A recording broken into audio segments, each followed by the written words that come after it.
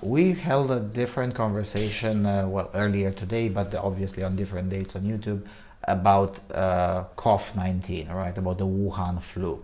And you were saying there that there's quite a few things in common about how the Wuhan flu is now being covered even globally with how the Romanian Revolution used to be covered and sometimes still is covered today. What are the common elements? You know, being born and educated in a communist regime, I can have empathy about the way a communist regime think and act.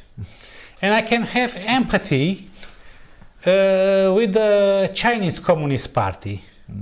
I can understand how upset they were when mass demonstrations started in Wuhan in 2019.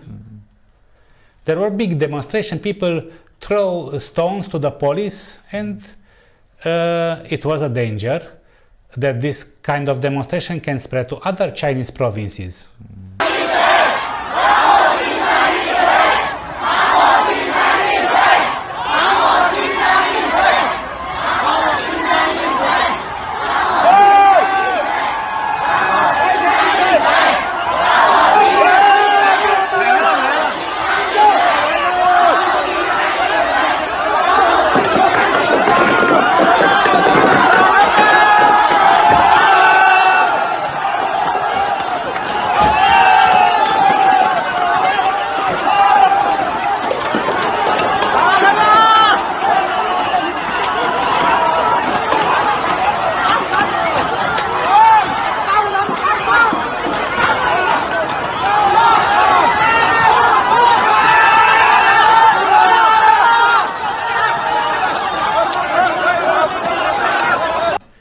Also in 2019, there were big demonstrations in Hong Kong with hundreds of thousands of people, which were against the imposing law. The Beijing authority in Hong Kong.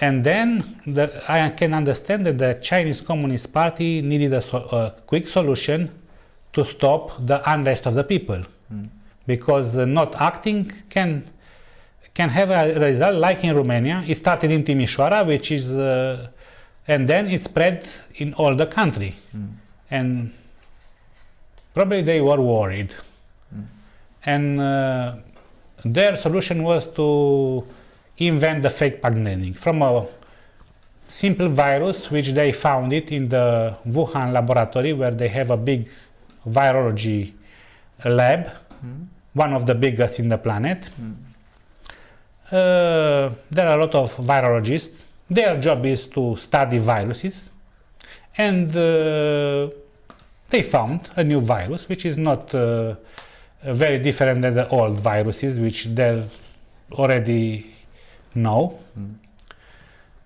But the Communist Party took this opportunity to claim that this new virus is very dangerous and they need special measures. People should be under house arrest? Under house arrest. It was a lesson to the people in Wuhan.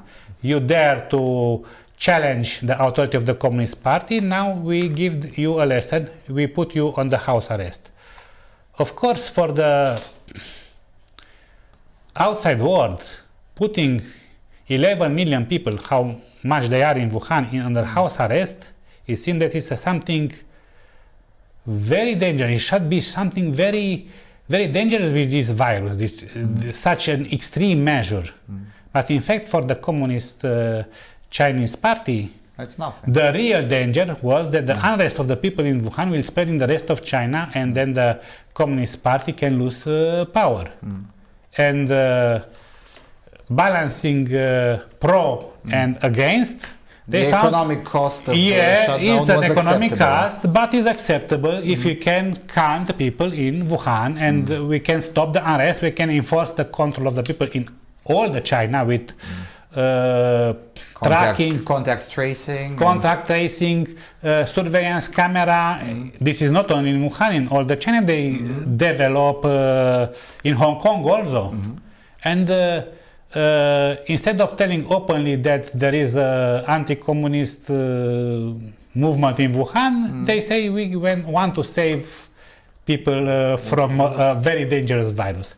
So dangerous that people are falling off the streets. And Yeah. They just die instantly, don't they? Yeah, it was such footage that you still can find on the internet where people are just falling abruptly from in the streets, which never happened in other parts than Wuhan.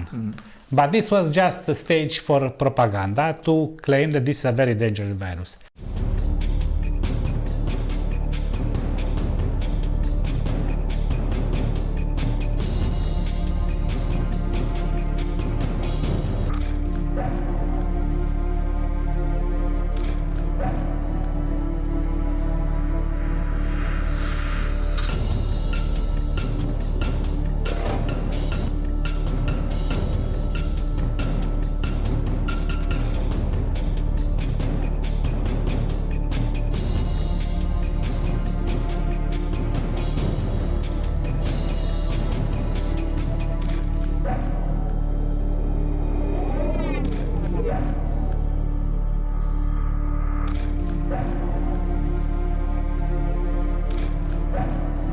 And I think those images made people from other countries to enter in panic, to think that this virus is indeed very dangerous, and this is why they started to copy the measures that the Chinese communists took in China. But the Chinese Communist Party took in China these measures for completely non-medical purposes, only for political purposes. Non-pharmaceutical interventions, literally, in the case of China. Exactly.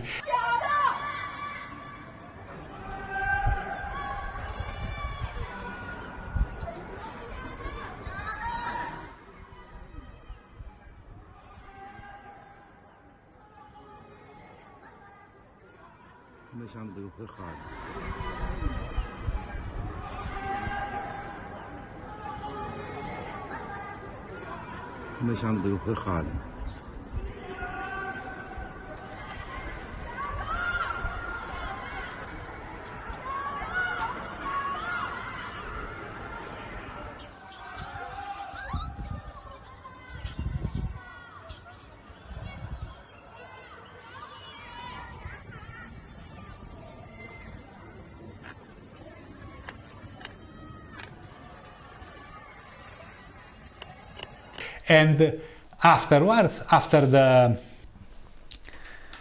other governments took such measures, which of course make great damages, they cannot Scale them back. scale them back because they will look like foolish. If a politician which took such a measure which get damage say, oh, I was fool, I made a mistake, then his political career is finished.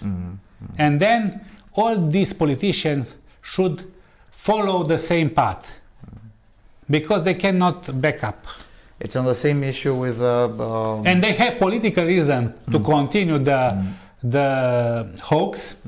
the charade. A separate political reason that they had the Communist Party of China. It's also to keep power, but via votes. Right? Via votes, but they cannot accept that they made a mistake because it's a huge mistake. It's not a small mistake. Okay, the people will forgive you because it's a small. No, this was a huge mistake to lock down people to make so many. Wasn't it as a result of a sustained propaganda? Because there is a reason to believe that agents of the CCP tried and to a certain extent obviously succeeded, although not... For the CCP... The lockdown propaganda, I mean. The CCP was very pleased to see that other countries are following its example, because then nothing was exceptionally what the CCP done. It was just, look, everybody in the world is doing like us. That means that we did the right thing.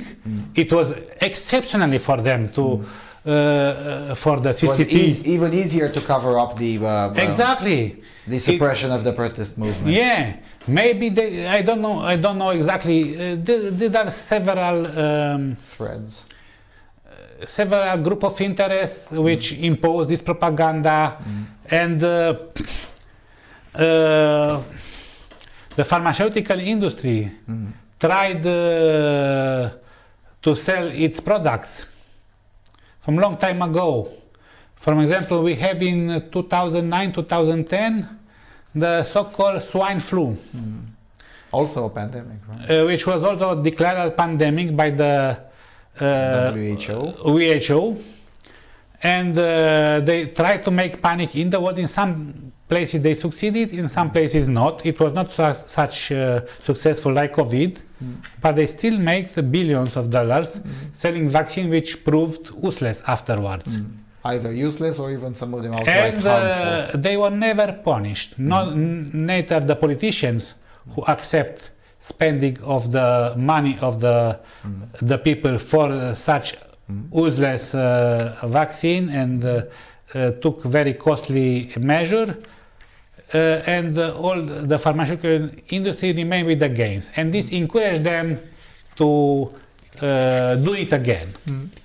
This is why after the COVID we need to punish those responsible, because else they will start again. After COVID-19 they will start COVID-21, COVID-25, or maybe COVID-30. They will find a new...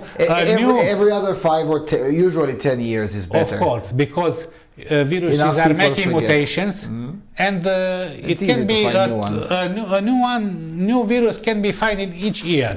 Just to proclaim it as a very dangerous is a problem, and to convince the people. And what I can say, in 2019, in October, Johns Hopkins University in United States. Yeah, you're talking about Event 201, right? Exactly. Right.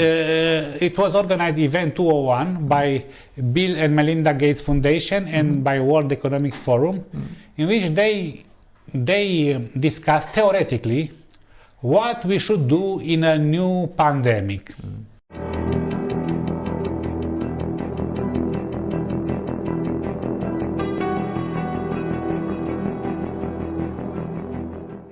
It began in healthy-looking pigs, months, perhaps years ago. A new coronavirus spread silently within herds. Gradually, farmers started getting sick. Infected people got a respiratory illness with symptoms ranging from mild flu-like signs to severe pneumonia. The sickest required intensive care. Many died. Experts agree, unless it is quickly controlled. And they already make the plan. How to... and this plan included also the manipulation of the media. It included the overflow of all media channel with news which support the policy of the government, and included also the censorship of person who disagree, and also included making contact in advance with opinion leaders, including church leaders, YouTube or personalities, NGOs, and others, to support the policy of authorities. And this was already planned in this event 201, and when this new COVID pandemic started,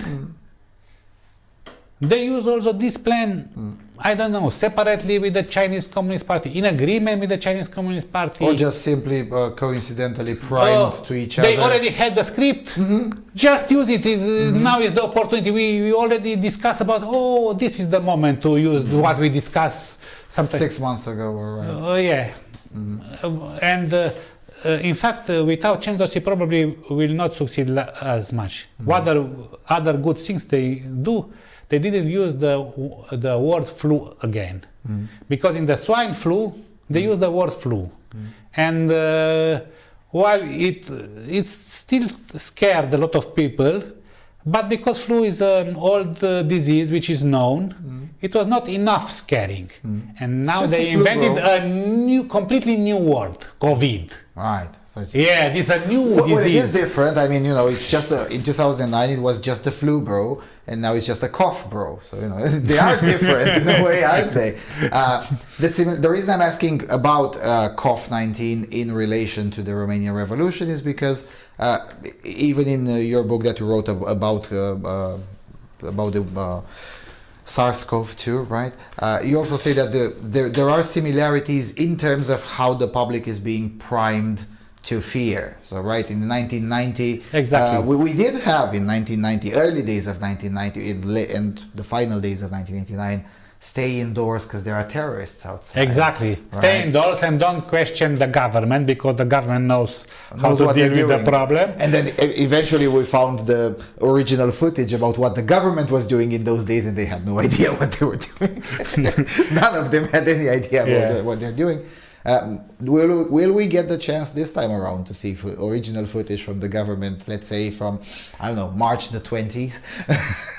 There are several governments, each has its own footage, but I don't know if we can find the footage with the discussion inside the Chinese Communist Party. That would be interesting to watch. It will be very interesting. That would have been very interesting to watch. I'm sure Mr. Xi Jinping, Comrade Xi Jinping, right, would never release such. Why do people believe these kinds of things? Why did the people believe that they were being under attack by terrorists? Why did the Romanian people believe that? Why do people now globally believe such? With fear you can manipulate people, because it's probably in the human nature to, if you with fear, to be very cautious and prefer not to take risks. And then if you tell to somebody is a risk for your life, that person can be easily scared, and then will not question and will not analyze in details all what is told. And this is how things work. And they are professionists. They refine the way to manipulate people during time, and it's coming better and better. And it's becoming better. They have psychologists to study. So even if the press said no, I guess in a very similar vein with all of the conspiracies related to COVID-19, right? Yeah. It's a very dangerous disease, and then I contracted the disease, and I told 100 friends that look, I contracted the disease, is nowhere near as dangerous, and then someone else got the same thing, and even if the press said no, you have to stay indoors because otherwise you'll cough to death, more people are like, hold on a second, I coughed, it's not really that bad. So it's kind of the same thing, word to mouth spread of the... In some countries, including Romania, they gave to the people with COVID-19, they gave some medicines which are making them sick. Or at the very least, and they gave, at the beginning, they gave Caletra, then they canceled Caletra, they gave Remdesivir. You read the prospect of those medicines, you see their a lot side of effects look pretty much like a cough. And I think many of them suffer more from this medicine than from cough. The treatment was worse than the disease. A person who suffered he had cough, received those medicines which made him sick, and then this person think, cough is really a bad disease. But in fact, he suffered more from the medicine than from cough. And those kind of person are used for propaganda for others. And what very, very strange, I think many people are suffering the Stockholm syndrome. For example, look at the official data from Koch-19 at Worldometers. You see each country is daily updated, how many deaths you have. And you see the countries with the most repressive measure to fight against COVID-19, they have the biggest number of deaths at 1 million inhabitants. Per million inhabitants, right. For example, Belgium is number one in the world, I think. Number one. They have very tough lockdowns.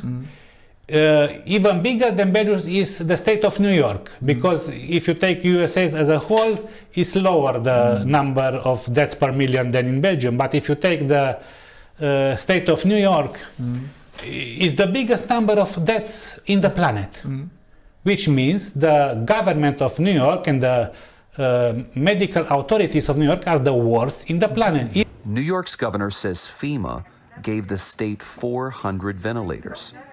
To that, he said this. What am I going to do with 400 ventilators when I need 30,000? You pick the 26,000 people who are going to die because you only sent 400 ventilators. Even if they receive billions of dollars, they have very well-funded healthcare system. Well funded.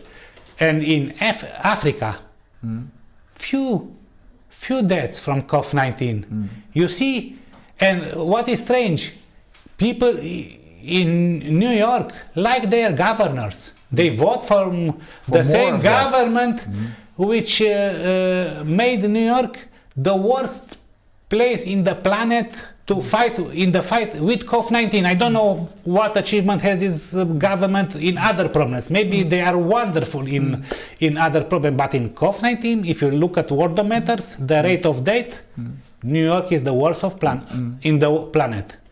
People like authoritarian leaders which tell them that they save their life, even if the data. This is called Stockholm syndrome. I think in China, the Chinese Communist Party also is... They're playing the same card. The card of Chinese nationalism. Or not only the communists, because... but this card of Chinese nationalism is part of the CCP, yes. Yeah, because at the end of the day, on December the 31st, 2020, the official narrative of the CCP was that, look, we defeated COVID-19, therefore the Chinese model is superior to the Western model, because look how they're scrambling with it in the West, and look how terrible it is, whereas our great country obtains new status as a world power. Look, we can even defeat this cough. That's how great our model is.